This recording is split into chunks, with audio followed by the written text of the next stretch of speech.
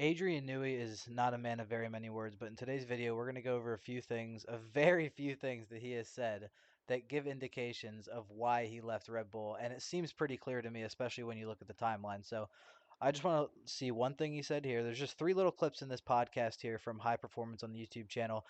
They dropped this essentially right as Newey got announced. So it was obviously pre-recorded. They knew about it. They talked about it.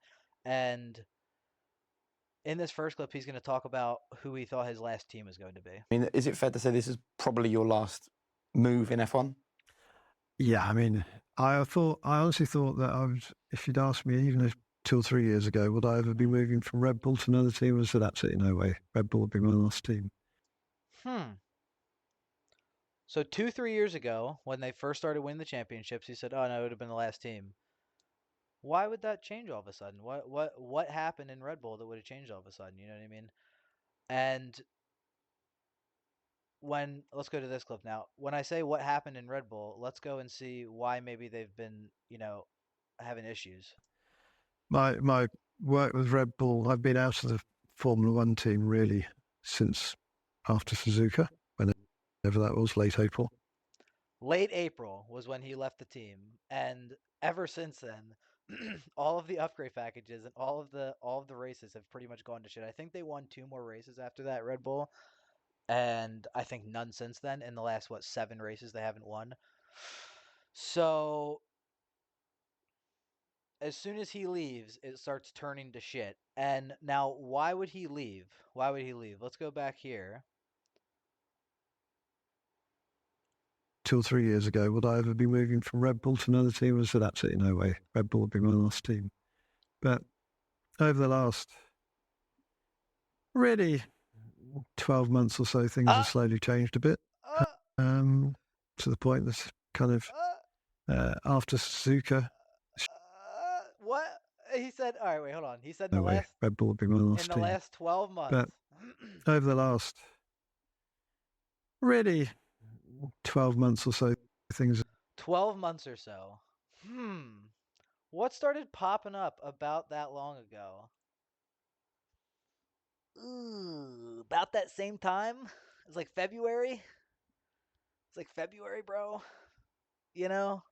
And if you know how this kind of stuff works with leaks and all this internal stuff coming out, they probably knew about this about 12 months ago. And then it comes out about, what, 8 months ago, 7 months ago? And then very shortly after that, I mean, it was clear too. I didn't see, I couldn't find everything specifically that Newey said, but it was pretty clear at the time that he was uncomfortable with the situation. And not only that, but there had been somewhat of a power struggle at Red Bull between him and Horner. And that's the main crux of this video is I'm pissed off at fucking Christian Horner, man. He ruined everything. He was selfish and egotistical and wanted to fucking, oh god, you should, if you guys haven't seen all the screenshots of the text, man, this man's married with a family and is just like desperate, like this. Let's go to the video from RPM, Rocket Power Mohawk. If you guys haven't seen it, I'm assuming everybody that's here would have seen that, but if you have not seen this video or have watched this channel, please go to this channel.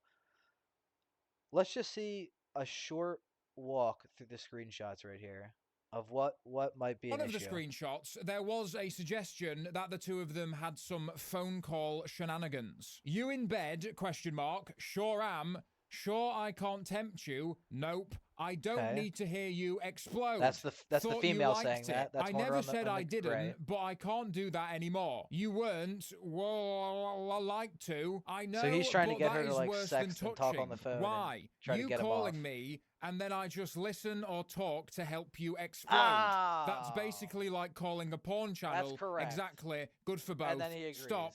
Good night. Right, so he had a wank on the phone. I mean, that's crazy, dude. That is crazy. I mean, and not to mention, that was somebody internally at Red Bull too. So, like, what are you doing, man? What are you doing? I mean, it all lines up, and it was pretty clear at the time that they already had a bit of a power struggle probably after that 2023 season. It started to kind of be an issue, and you can see where that has led them. You can see where that's led them over the last couple of races, over the last couple of months. every change to the car has been a downgrade, and I've been watching every session, and I've heard the commentators talk about how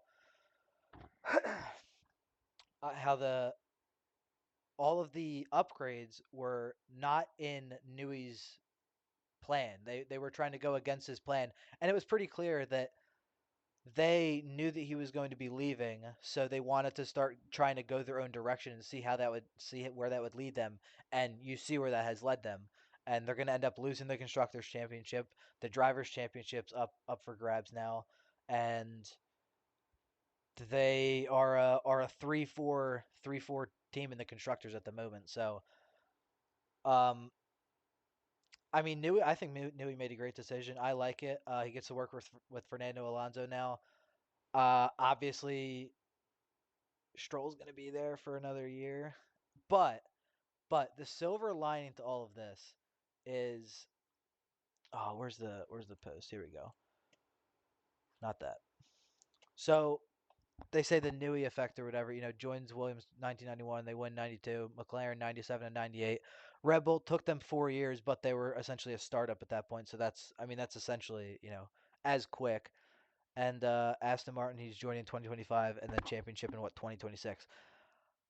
I'm okay with Stroll being there for 2025, but I have to believe that Newey would have had to make it known, like, I don't want Stroll to be there forever if I'm going to be moving here, because I need two drivers, not a driver and the kid on the back of the bus licking the window. You know what I mean? That's not what we need. So that makes me believe that Max will probably go there in 2026. And when I say probably, right now I'm about 60-40 between Aston Martin and Mercedes. I don't think he'll stay at Red Bull at this point. I think they kind of, I mean, unless they can make a massive turnaround, I don't think that they're going to be able to retain him at this point. And certainly Aston Martin has the money. That Lawrence Stroll just has bottomless pockets. I don't even want to know how he's made his money, but that seems like the move. And it seems that, I mean, I knew he's not going to be able to work on the car until 2025 anyway, obviously. So they're not winning next year. They'll probably make really good improvements by the end of the season next year. We could probably assume that's going to happen. And then 2026, man, they're in the new regulations too. They are going to be a top contender. New regulations, plus they're getting the Honda Power Unit. That is going to be a deadly mix, especially if they can go with Fernando and Max. Now, I only think Fernando's realistically probably going to stay until 2027. But if you think about it, if they're winning drivers and constructors championships in 2026 and then probably 2027 as well, you really think he's going to walk away from that? I mean, maybe if he wins again, but I don't see that happening. So we could see that pairing for a while. I mean, that is a deadly duo, not only on the track, but in terms of the feedback and the development of the car. I mean, it's going to be like no other. So that's really exciting. One last thing, Newey's reported salary, we don't really know what it is supposed to be about 39 million annually, I imagine. I thought it was more in the ballpark. What I heard was about 100 million over a couple of years, over about 3 years, but I guess that would about line up. Um, Definitely over 100 million. I mean, good for him. In comparison, he's making more than Charles Leclerc, man. I mean, that's pretty crazy.